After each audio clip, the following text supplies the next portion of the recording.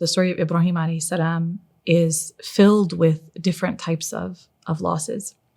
We see the loss of his relationship with his father, which is a tremendous loss, even if his father was still alive.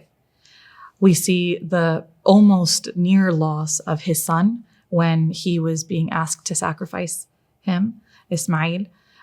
We see so many losses, and we see that in the lives of all of the prophets, subhanAllah.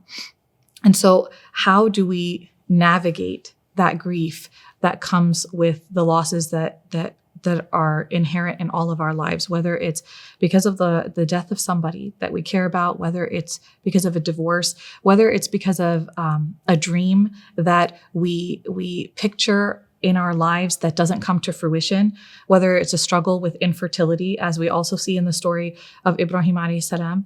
There are so many losses that we have to cope with. So how do we navigate that?